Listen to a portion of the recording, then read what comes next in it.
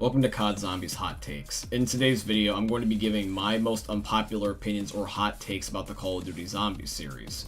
This is not intended to piss you off, nor is it meant to make arguments in the comment section down below. This is just for a fun and creative way for me to express my most unpopular opinions about a favorite game of mine.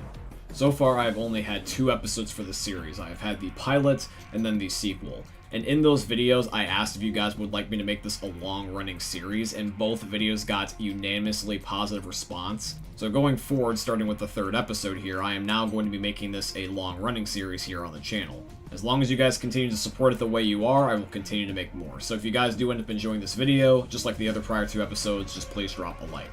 But with all that being said, guys, let's get on with today's video. Gameplay is more important to Call of Duty Zombies' success than the Easter eggs and the storyline is. Now, I promise you, I am not saying that the Call of Duty Zombies storyline is bad by any stretch of the imagination. Despite it being complicated, I still do think that the COD Zombies storyline is important to this franchise. However, with that being said, I truly believe that a great gameplay loop with addictive mechanics and something that you can play with your buddies is more enjoyable and sustainable long term than any storyline or Easter egg could in the long run. I believe that the sweet spot for Easter eggs is from the Black Ops 2 and the Black Ops 3 era. Because with Black Ops 2 and Black Ops 3, those were as complicated as you could get without solely relying on a YouTube video to look up for every single step.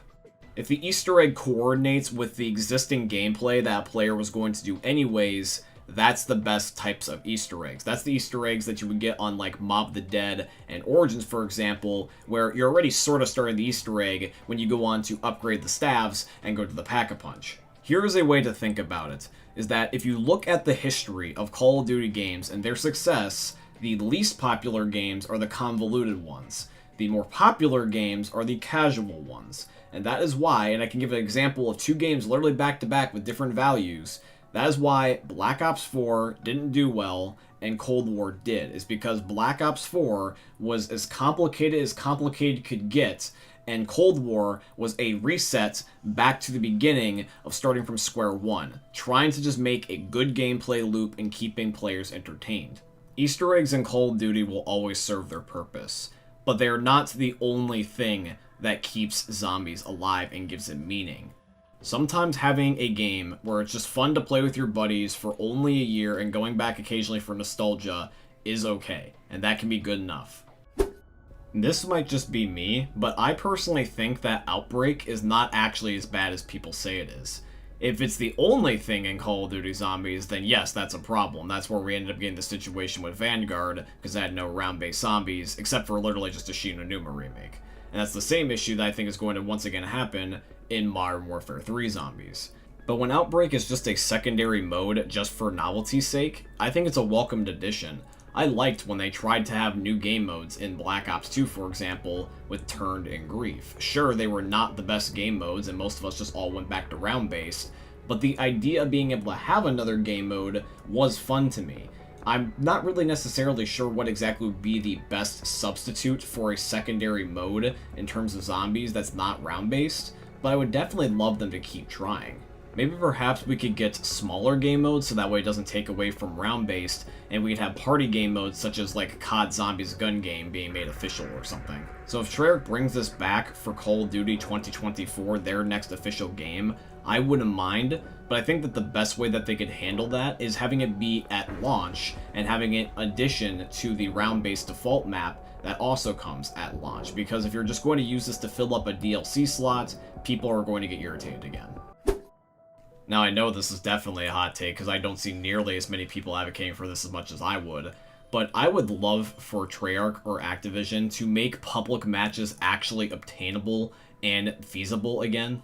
I grew up at the very beginning of the big internet boom era. I was a very late 90s kid, but predominantly grew up in the early 2000s, so I grew up with things such as playing split-screen games on my Xbox 360 and hosting LAN parties. And the way I was able to meet all my old Xbox buddies back in the day when we were kids was by playing in public matches, and I just feel like you just can't do that anymore. I would love to be able to go into Call of Duty Zombies and be able to queue for a public lobby, not even necessarily just to get a high round, but just I would love to meet new people and just record some funny moments, because that's the stuff I grew up with and I would love to experience that again. Nowadays, most people just use Discord. And also, people don't even really talk in game chat. They are pretty much at least in an Xbox party or a PlayStation party. I understand that, and I know why they do that. But the way I look at it is that you can't really end up making any online friends unless you end up playing in a public space. So what you're doing is you're kind of handicapping your social circle, and it's not necessarily anybody's fault either. It's just that Activision Treyarch doesn't make it easy for you to meet people in public matches on their games anymore. I guarantee you, if I were to go into a public match of any Call of Duty that wasn't the most recent one, is going to be hacked into oblivion and then have to worry about my hardware, and I don't want to do that. That's literally why I'm not even doing it for the background gameplay. I'm instead just playing Black Ops 4 with some bots. Treyarch, Activision, I know you probably will never end up getting around to this just because it's just not worth your time. I understand that. But if you could just find it in the kindness of your heart, just for the 1 in a billion chance that you watch this video and you just want to like somehow make the game seem more enticing to a niche like set of people, if you really want to capitalize on that nostalgia like I know you like to, can you make it where we can play public matches safely? Because unfortunately we just can't right now, and it basically makes it that way your games are not sustainable long term because the only people you can play with is the people that you already know.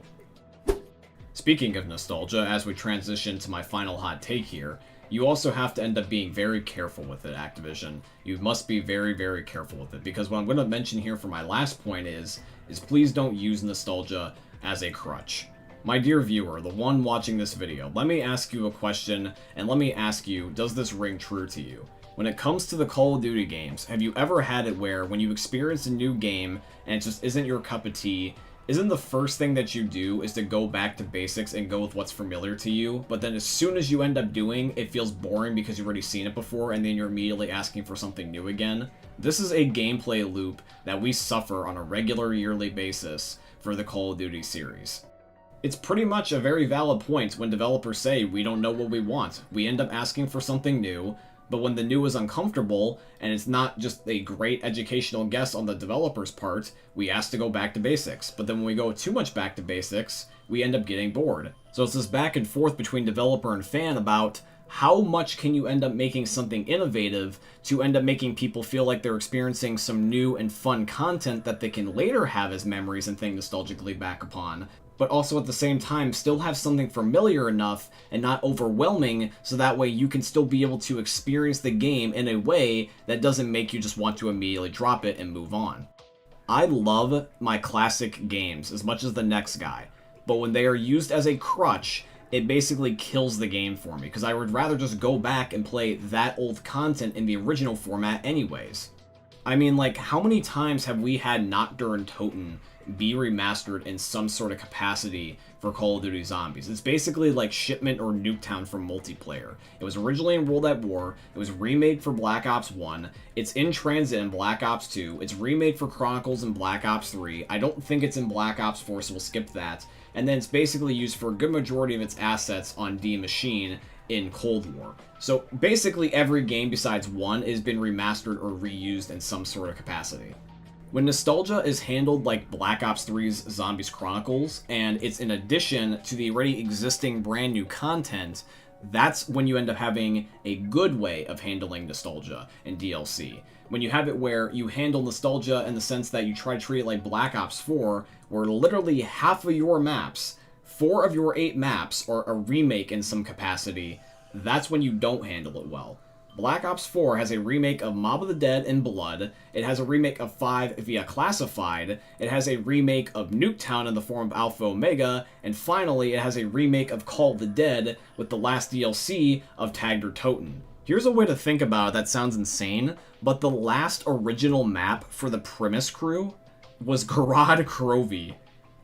Jesus Christ. We as a community talk about how that we don't want to repay money for the same stuff that we had before years ago anyways, but we end up doing it anyway, so it's like, you know, it's just easy for developers to keep doing the same shit over and over again because we pay for it. So as a message here to Treyarch and Activision, please don't use nostalgia as a crutch. And to my fellow COD Zombies fans, I encourage you to give any new thing that Treyarch creates a valid chance, because the very thing that you're asking to be canceled very well might end up being your favorite thing when you look back on it. But yeah, guys, that is going to be my hot takes about the Call of Duty Zombies franchise. I do truly hope you guys ended up enjoying it. If you did, please consider dropping a like, comment, subscribe, follow, and all that beautiful stuff. If you guys have some hot takes of your very own that you would like to share with me, just please put them in the comment section down below. I'm really curious to see what some of your guys' opinions are. With all that being said, guys, I truly hope you guys end up enjoying seeing another YouTube video from the most unique YouTubers you're ever going to see. Thank you for watching, guys. I love all of you, and peace out. Hey meme lords, Jesus here, and you better have enjoyed that video there by the eternal god Daddy Ninja. You should probably subscribe too, or the mighty Moab will come for your balls. If you enjoyed the video, you might like it too, and give me the memes. Flash, bang, boom!